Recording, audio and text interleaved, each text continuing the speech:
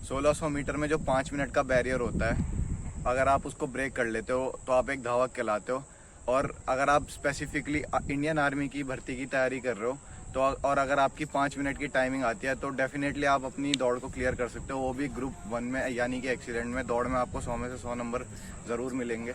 तो जो धावक होते हैं जो जिनकी 5:15 5:20 टाइमिंग आ रही है और उससे नीचे नहीं आ रही है, तो आज हम उसके लिए बात करने वाले हैं कि आप अपने वर्कआउट में क्या क्या चेंजेस कर सकते हो। कुछ की वर्कआउट बताऊंगा और कुछ लाइफस्टाइल चेंजेस बताऊंगा आपको जो आप अपने रूटीन में इंट्रोड्यूस कर सकते हो, जिससे आपकी 1600 मीटर की जो 5 मिनट की टाइमिंग है वो आप अचीव कर सकते हो। बहुत ज़्यादा मुश्किल नहीं है ये, बस आपको थोड़े बहुत चेंजेस करने पड़ेंगे। तो इस वीडियो को पूरा एंड तक देखना और आज मैं आपको पूरी इन्फॉर्मेशन देने वाला हूँ कि कैसे आप जो 5 मिनट का बैरियर है उसको ब्रेक कर सकते हो और आप भी एक धावक बन सकते हो। तो सबसे पहले आपको 2-3 चीज़ों का ध्यान रखना है। अगर आपकी दौड़ नेचुरली बहुत अच्छी है, या तो आपका इंड्योरेंस नेचुरली बहुत अच्छा होता है, या आपका जो आपकी स्पीड है वो बहुत अच्छी होती है नेचुरली। अगर आपकी दोनों में से कोई भी चीज़ नेचुरली अच्छी है तो आपको, जैसे आपका इंड्योरेंस अच्छा है तो आपको स्पीड पे ज़्यादा फोकस करना है, और अगर आपकी स्पीड अच्छी है तो आपको इंड्योरेंस पे ज़्यादा फोकस करना है। मतलब कहने का मतलब ये है कि अगर आप अभी 5:20 की टाइमिंग मार रहे हो लेकिन आप 400 मीटर का एक चक्कर 1 मिनट में या उससे भी डाउन मार सकते हो, और जो 200 मीटर की आपकी टाइमिंग है वो 28 या 27 सेकंड की आती है, तो इसका मतलब है आपकी स्पीड अच्छी है। और अगर आप वहीं 5 किलोमीटर अगर 19.5 या 20 मिनट में पूरी कर देते हो, लेकिन आपकी जो 400 मीटर की टाइमिंग है वो 1:03 1:04 इस तरह से आती है, तो इसका मतलब है आपका इंड्योरेंस नेचुरली अच्छा है। तो आपको दोनों को ध्यान में रख के ट्रेनिंग करनी है। और हर किसी के बस की बात नहीं होती कि वो 1600 मीटर मतलब 1-2 महीने में कवर कर ले, वो भी 5 मिनट में। अगर आपकी नेचुरल बहुत अच्छी है तभी आप ऐसा कर सकते हो, वरना आपको अपनी पूरी डेडिकेशन के साथ अपने वर्कआउट करना पड़ेगा और पूरी जो आपकी लाइफस्टाइल है वो एक तरीके से चेंज हो जाएगी। तो इस वीडियो को पूरा एंड तक देखना और आपको मैं पूरी इन्फॉर्मेशन देने वाला हूँ। तो सबसे पहला जो सबसे मेन आपका 1600 मीटर के लिए है आपका एरोबिक बेस। आपका जो बेस होता है, जो आपका इंड्योरेंस होता है, आपको वो अच्छा बनाना है। वो अच्छा आप कैसे कर सकते हो? आपको पहले एक रफ जो वीकली माइलेज होता है वो कम से कम आपको एक महीने में 40 माइल्स तक करना ही करना है। 35 से 40 माइल्स आपको करना ही करना है, यानी कि आपको 56 से लेकर 65 किलोमीटर आपको एक हफ्ते में कवर करना है। अगर आप इतना ऑलरेडी कवर कर रहे हो तो अच्छी बात है, लेकिन अगर आप ज़्यादा सिर्फ स्पीड वर्कआउट पे फोकस करते हो, लॉन्ग रनिंग आप हफ्ते में 1-2 बार ही करते हो, तो अब आपको वो चीज़ छोड़ देनी है। आपको कम से कम एक हफ्ते में 35 से 40 माइल्स कवर करना है। और जो ये आपका मेनली जो 80% ऑफ द माइल्स होंगे ये 40 माइल्स में, ये आपका 80% आपकी लॉन्ग कॉन्वर्सेशनल पेस में आएगा। मतलब जो जैसे आप अगर 65 किलोमीटर कर रहे हो तो आपको कम से कम जो इसमें से 50 किलोमीटर है हफ्ते भर में आपको ये स्लो लॉन्ग रनिंग में करना है, और जो थोड़ा बहुत होता है वो आपको बाकी फर्दर अपना स्पीड वर्कआउट से इम्प्रूव करना है। तो जैसे कि अब मैं आपको बोलता हूँ कि अब आपको 40 माइल्स करना है, तो आपको रोज़ कम से कम सुबह 7 किलोमीटर रनिंग करनी है, और फिर और एक दिन हफ्ते में जो आपका लास्ट दिन होता है रिकवरी से पहले वाला दिन, उस दिन आपको कम से कम 12 से 14 किलोमीटर रनिंग करनी है। और कम से कम आपको 3 वर्कआउट रखने हैं अपने। ये जो मैंने आपको बताया साथ, ये वर्कआउट कंसिडर नहीं किए जाते हैं, लॉन्ग रनिंग कंसिडर की जाती है या एवरेज रन कंसिडर की जाती है।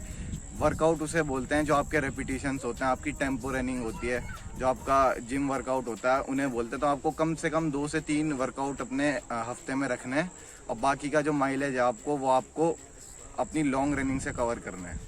तो क्योंकि होता ही है, जो आपकी 1600 मीटर दौड़ है वो 80% इंड्योरेंस बेस होती है, एरोबिक बेस से जो आपकी रेस होती है वो इम्प्रूव होती है, और जो 20% होता है वो आपकी स्पीड से आती है। मतलब जो 80% है वो आपका स्लो लॉन्ग रनिंग से कवर होगा, और जो 20% है उसके लिए आपको रेपिटेशंस लगाने पड़ेंगे, जैसे 400 के, 200 के और 1 किलोमीटर के। तो मेनली आपको जो आपका इंड्योरेंस फेज होता है, यानी जो आपका ऑफ सीजन होता है, उससे जो 2-2.5 महीने पहले का टाइम होता है, उसमें आपको रोज हफ्ते में अगर आप एक दिन में 2 बार वर्कआउट करते हो तो आधा आधा करके डिवाइड कर देना है, या एक ही बार करते हो दिन में, तो आपको कम से कम एक दिन में 12 किलोमीटर रनिंग करनी है, और हफ्ते के एंड में आपको एक लॉन्ग रनिंग करनी है कम से कम 15 से 16 किलोमीटर की। तो ये आपको ध्यान में अब आपका ऑफ सीजन आ चुका है, तो अब आपको अपने जो वर्कआउट में जो आपके माइल्स हैं, जो आपका वीकली माइलेज है, उसका आपको 20% अपने स्पीड वर्कआउट से कवर करना है। अभी तक आप सिर्फ लॉन्ग रनिंग कर रहे थे, अब आपको 80% लॉन्ग रनिंग करनी है और 20% आपको थोड़ा स्पीड पे भी फोकस करना है, क्योंकि अब आपका जो इवेंट है वो 3 या 3.5 या 4 महीने दूर है। तो आपको अब स्पीड पे भी थोड़ा बहुत फोकस करना पड़ेगा। जैसे आप अगर 5 मिनट की बात करें तो आप 400 मीटर के 10 रेपिटेशन लगा सकते हो। पर रेपिटेशन आपका जो आपका रेस पेस है, रेस पेस क्या बोलते हैं, जो आपका 5 मिनट की टाइमिंग है, तो मतलब आपको हर राउंड 1:15 में दौड़ना है। तो आपको अपना 400 मीटर का हर रेपिटेशन वर्कआउट में 1:14 का लगाना है, जो आपका रेस पेस है उससे 1 सेकेंड फास्ट। क्योंकि होता क्या है, जब आप ये वर्कआउट करते हो तो आपकी जो बॉडी है, आपके जो पैर है, उन्हें आदत हो जाती है जो रेस पेस है उसमें दौड़ने की। तो और इससे आपका बहुत तगड़ा इंड्योरेंस बनता है। जो ये वर्कआउट है 10x400 मीटर का, ये आपको कम से कम पर रेपिटेशन 1:14 का मारना है। और जो रिकवरी रहेगी इसके बीच में 58 सेकंड की रहेगी। अगर आपसे एकदम 10 रेपिटेशन नहीं हो रहे तो आप पहले 5 करो, फिर उसके बाद 5 से 6 मिनट का रेस्ट लो, फिर बाकी के 5 करो। लेकिन कोशिश करना कि 3-4 महीने बाद, 3-4 हफ्ते बाद अपने वर्कआउट के आप इन सारे रेपिटेशन को साथ में लगाओ, क्योंकि फिर उससे एक रिदम बनी रहती है। अब हम बात कर लेते हैं कि अब आपकी रेस जैसे 2 महीने बाद है, तो अब आपको एक टाइम ट्रायल लेना है अपने 1600 मीटर का या अपने 800 मीटर का।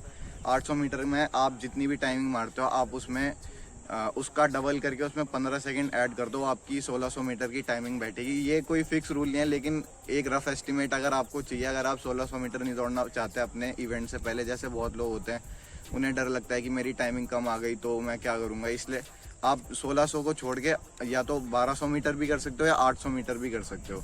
तो अगर आप एक ऐसे मतलब अपने मेन इवेंट से पहले कुछ रेसेस अगर कर लेते हो, कुछ रेस कर लेते हो, तो आपको एक आइडिया मिल जाता है कि हाँ, मेरे को अपने इवेंट वाले दिन, अपनी भर्ती वाले दिन यही चीज़ करनी है। तो इससे आपको एक एक्सपीरियंस भी हो जाता है और एक थोड़ा आप मतलब ज़्यादा डर नहीं रहता उस दिन, क्योंकि आपने पहले जो पेन होता है लास्ट 200 मीटर के वो एक्सपीरियंस किया रहता है। अब आपकी रेस को सिर्फ 1 महीना बचा है, तो अब आपको क्या करना है। अब जैसे आप अपने ऑफ सीजन में, स्पीड इंड्योरेंस फेज में आप कम से कम अपने किलोमीटर के 5 रेपिटेशन मार रहे थे, पर रेपिटेशन आपका 3:30 का जा रहा था और 2 मिनट की अगर आप रिकवरी ले रहे थे, तो अब आपको अपने रेपिटेशंस को या तो 2 रेपिटेशन मारने, पर रेपिटेशन आपका 3 मिनट से 3 मिनट 5 सेकंड का जाना चाहिए। और जो आपकी रिकवरी है वो 10 से 15 मिनट आप ले सकते हो, क्योंकि अब हम इंड्योरेंस अपना बना चुके हैं, अब हमें स्पीड पे फोकस करना है। तो आप ये वर्कआउट कर सकते हो। और जैसे जो मैंने 400 मीटर का बताया, आप उसी वर्कआउट को, जैसे आप 400 मीटर के 10 कर रहे थे, अब आप 400 मीटर के या तो 5 कर सकते हो या 4 भी कर सकते हो या आप 6 भी कर सकते हो। और उनकी टाइमिंग रहेगी 1:03 से 1:05 की, और जिसके बीच में रिकवरी आप अपने हिसाब से लोगे। रिकवरी आप 3 मिनट की ले सकते हो, उससे ज़्यादा भी अगर आपको रिक्वायरमेंट है तो कोई दिक्कत नहीं है। लेकिन अगर आपने अपना ऑफ सीजन जैसे मैंने बताया ढंग से किया, तो आप 3 मिनट में आपकी बॉडी दोबारा अगला रेपिटेशन मारने के लिए तैयार हो जाएगी। और ये कुछ बातें थी जो आपको अपने रेस से पहले ध्यान में रखनी है। और ये कुछ की वर्कआउट थे जो आप 5 मिनट की जो टाइमिंग है उसे तोड़ना चाहते हो तो आप वो कर सकते हो। और भी बहुत वर्कआउट होते हैं, जैसे आप 200 मीटर के 12 रेपिटेशन लगा सकते हो, पर रेपिटेशन आपका 33 से 35 सेकंड का जाना चाहिए। रेस्ट आपको उसके बीच में 1 मिनट का रखना है। आप 600 मीटर के 8 रेपिटेशन लगा सकते हो, पर रेपिटेशन आपका 1:57 का जाना चाहिए और रेस्ट उसके बीच में 2.5 मिनट का रखना है। ऐसे आप बहुत वर्कआउट कर सकते हो। और आप किसी दिन अपने दोस्तों के साथ, जैसे 800 मीटर की रीले हो गई, 4x800 हो गई या 4x400 हो गई, ये सब भी कर सकते हो, जिससे आपको एक आइडिया रहता है कि हाँ, मेरे को रेस वाले दिन इसी तरह से भागना है। वैसे अगर आपने अपना स्पीड जो फेज़ होता है, जो आपका जो सीज़न से 1.5 महीने का पहले का वर्कआउट होता है, वो ढंग से किया है, तो फिर आपको इतनी चिंता करने की ज़रूरत नहीं है। लेकिन फिर भी ये थोड़ा फन एलिमेंट भी डालता है, ये जो रीले वगैरह होता है, इससे आपका माइंड भी रिफ़्रेश होता है, तो इससे आपको बहुत हेल्प मिलती है। तो आप ये ज़रूर कर सकते हो। और जो सबसे मेन बात आपको ध्यान में रखनी है कि अब आप एक आम इंसान नहीं हो, अब आपका एक गोल है, आप एक एथलीट की तरह ट्रेन करोगे। आपने सुना ही होगा, ईट स्लीप ट्रेन रिपीट। तो आपको यही प्रिंसिपल करना है। आपके घर वाले कुछ भी बोलते हैं, उन्हें थोड़ी आपके घर वाले हो गए, आपके फ्रेंड्स हो गए, अगर आपको लग रहा है कि वो आपके रास्ते में रुकावट डाल रहे हैं, तो आप उन्हें कुछ टाइम के लिए कट ऑफ कर सकते हो। ज़रूरी नहीं है कि आपको सबको खुशी रखना है। 5 मिनट की टाइमिंग अगर आपको तोड़नी है तो आपको बहुत मेहनत करनी पड़ेगी। अगर आप आपका उतने नेचुरली गिफ्टेड नहीं हो तो आपको बहुत डेडिकेशन के साथ ये वर्कआउट करना पड़ेगा, बहुत हार्ड वर्क करना पड़ेगा, आपको एक एथलीट की तरह ट्रेन करना पड़ेगा।